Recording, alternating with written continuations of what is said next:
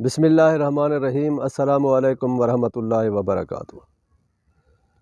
میں آپ کا دوست مظہر خان، آپ میرا فیس بک پیج اور یوٹیوب چینل دیکھ رہے ہیں۔ دوستو، نبی کریم صلی اللہ علیہ وآلہ وسلم کا فرمان مبارک ہے، انما القبر روضۃ من ریاض الجنہ او حفرۃ من حفر النار۔ یقیناً قبر جنت کے باغوں میں سے ایک باغ یا جہنم کے گڑھوں میں سے ایک گڑھا ہے۔ ایک مرتبہ حضور اکرم صلی اللہ علیہ وآلہ وسلم نماز پڑھانے کے لیے تشریف لائے تو صحابہ ہنس رہے تھے۔ آپ صلی اللہ علیہ وآلہ وسلم نے فرمایا، اگر تمہیں موت یاد ہوتی تو آپ نہ ہنستے، بس موت کو خوب یاد رکھا کرو، کیونکہ قبر ہر روز کہتی ہے میں دوری کا گھر ہوں، میں مٹی کا گھر ہوں، میں کیڑے مکوڑوں کا گھر ہوں۔ جب کوئی نیک انسان مرتا ہے تو قبر کہتی ہے مرحبا، تو زمین پر چلنے والوں میں مجھے محبوب ہے، آج تیرا معاملہ میرے سپرد ہے، تو ان قریب دیکھ لے گا۔ اور پھر فرمایا کہ اس کی قبر کو تا حد نگاہ کشادہ کر دیا جاتا ہے اور جنت کے دروازے کھول دیے جاتے ہیں۔ اسی طرح جب کوئی گنہگار، نافرمان یا کوئی کافر مرتا ہے تو اس کی قبر کہتی ہے کہ لا مرحبا، یعنی تو مجھے زمین پر چلنے والوں میں ناپسند ہے، آج تو دیکھ لے گا۔ پھر اس کی قبر کو تنگ کر دیا جاتا ہے، زمین چاروں طرف سے ملا دی جاتی ہے اور اس کی ہڈیاں پسلیاں پس کر رہ جاتی ہیں، اور اس کی قبر میں زہریلے سانپ چھوڑ دیے جاتے ہیں، اتنے زہریلے کہ اگر ان میں سے ایک سانپ زمین پر پھونک مار دے تو دنیا ختم ہو جائے اور زمین پر کوئی شے نہ اگے۔ پھر آپ صلی اللہ علیہ وآلہ وسلم نے فرمایا کہ قبر جنت کے باغوں میں سے ایک باغ یا جہنم کے گڑھوں میں سے ایک گڑھا ہے۔ ایک واقعہ آپ کو سناتا ہوں۔ کتابوں میں ایک بزرگ جن کا نام مسلم بن عامر آتا ہے، وہ ایک مرتبہ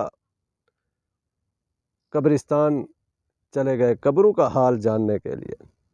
وہاں ان کی ملاقات ایک گورکن قبریں کھودنے والے سے ہوئی۔ اس سے پوچھا کہ بابا، تم نے صرف قبریں کھودنے کا کام کیا ہے یا کچھ اور بھی کرتے ہو؟ تو اس گورکن نے کہا کہ میرا یہی کام ہے، میں اپنے باپ دادا کے ساتھ یہی کام کرنا شروع کیا تھا اور آج بھی میں یہی کام کر رہا ہوں۔ تو مسلم بن عامر پوچھتے ہیں کہ بابا، آپ کوئی ایسا واقعہ اپنی زندگی کا سنائیں کہ جو آج تک آپ کو یاد ہو۔ تو اس گورکن نے بتایا کہ ہاں، ایک واقعہ مجھے آج بھی یاد ہے۔ اس نے کہا کہ میری روٹین ہے کہ میں قبریں پہلے سے تیار رکھتا ہوں، جو جنازہ آتا ہے میں سودا کرتا ہوں، پیسے لیتا ہوں اور قبر ان کے حوالے کر دیتا ہوں۔ ایک دن اپنی اسی روٹین کے مطابق صبح فجر کی نماز پڑھنے کے بعد میں قبرستان پہنچا اور قبریں کھودنے شروع کر دیں۔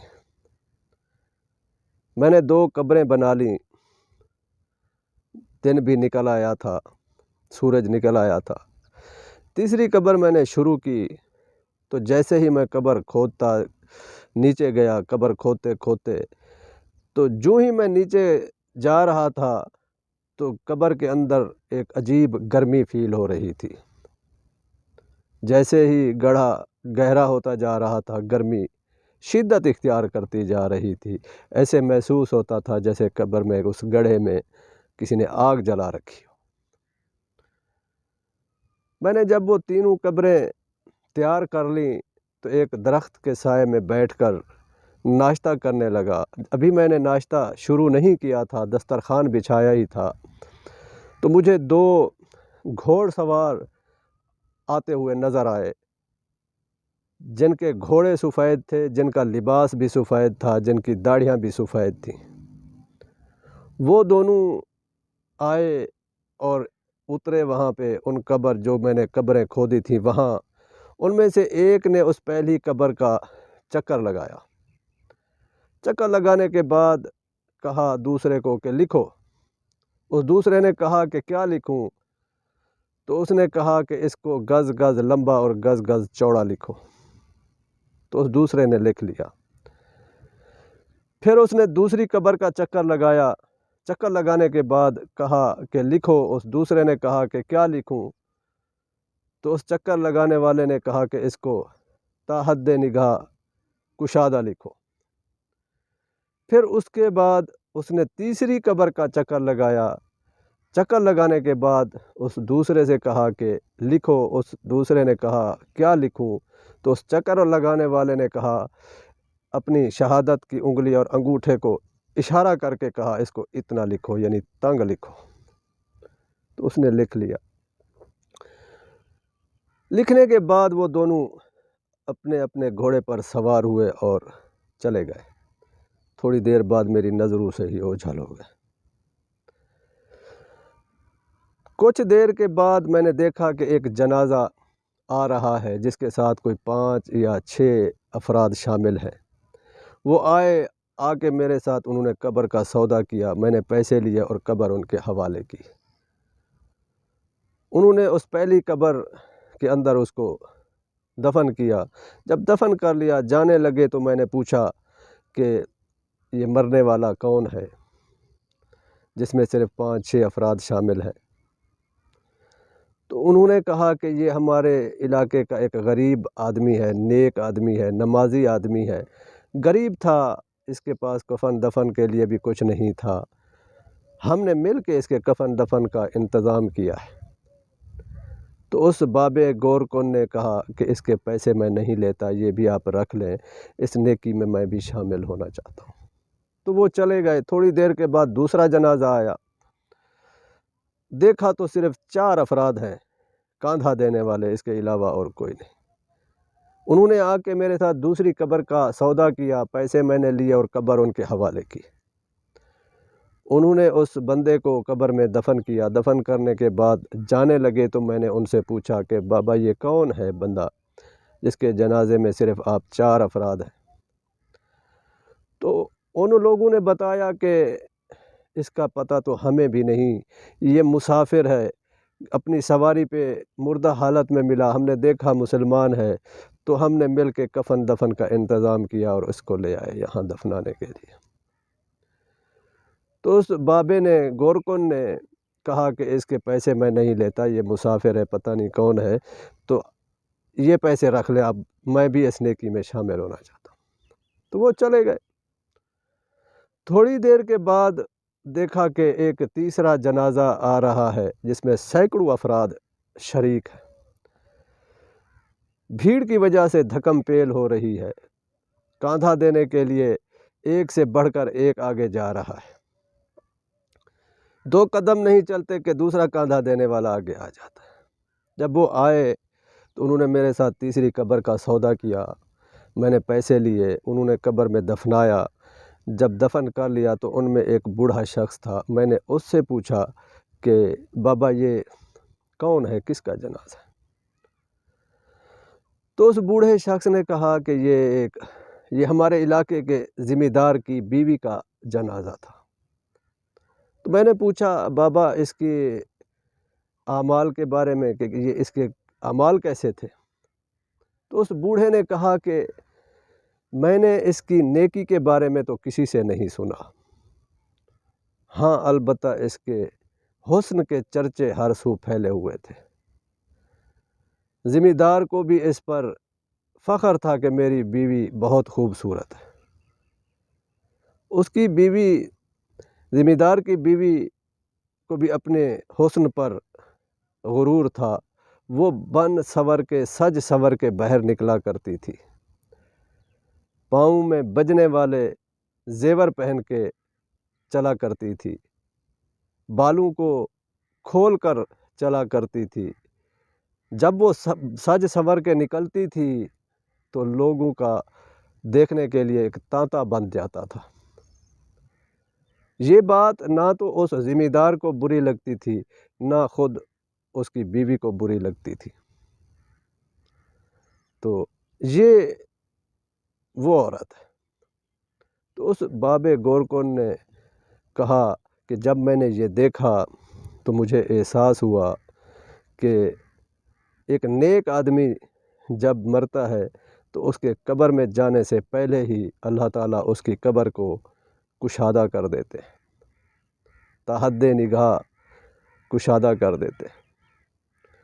اور جب کوئی گناہ گار نافرمان مرتا ہے، اس کے قبر میں جانے سے پہلے اللہ تعالیٰ اس کی قبر میں جہنم کی آگ جلا دیتے ہیں اور اس کی قبر کو تنگ کر دیتے ہیں۔ یعنی ہر انسان دنیا میں جس طرح وہ زندگی گزارتا ہے، اس کے اعمال کے مطابق اللہ تعالیٰ اس کی قبر میں پہلے سے انتظام فرما دیتے ہیں۔ اگر مرنے والا نیک ہے تو اس کی قبر کو اللہ تعالیٰ جنت کا باغ بنا دیتے ہیں، اور اگر مرنے والا کافر ہے، نافرمان ہے، گناہ گار ہے، باغی ہے، تو اس کی قبر کو جہنم کے گڑھوں میں سے ایک گڑھا بنا دیتے ہیں اور کیڑے مکوڑوں کا گھر بنا دیتے ہیں۔ تو دوستو، اس واقعے سے، اس حدیث پاک کے مفہوم سے ہمیں عبرت حاصل کرنی چاہیے۔ اگر ہم اپنی قبر کو جنت کا باغ بنانا چاہتے ہیں،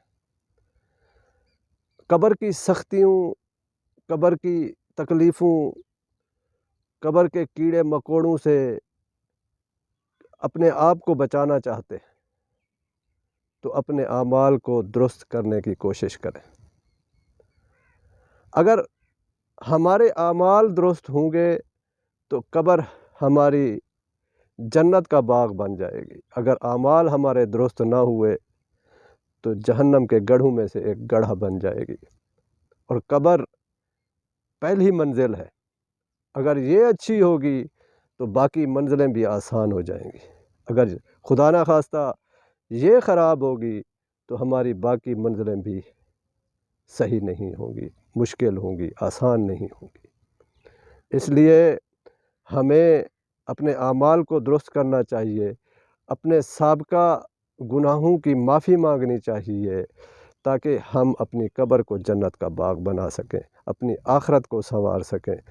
اللہ تعالیٰ ہمیں اپنے اعمال کو درست کرنے کی توفیق عطا فرمائے، اپنی اور اپنے محبوب کی اطاعت اور فرما برداری میں زندگی گزارنے کی توفیق عطا فرمائے۔ دوستو، یہ ویڈیو آپ کو کیسی لگی؟ کومنٹس باکس میں اپنے رائے کا اظہار ضرور کیجیے۔ اگر آپ مجھے فیس بک پیج پر دیکھ رہے ہیں تو ضرور فالو کیجیے۔ اگر آپ مجھے یوٹیوب چینل پر دیکھ رہے ہیں تو میرے چینل کو سبسکرائب کر کے گھنٹی کے بٹن کو ضرور پریس کر دیجیے، تاکہ میری ہر آنے والی ویڈیو آپ کو بر وقت پہنچتی رہے۔ آمین و آخر دعوانا ان الحمد للہ رب العالمین۔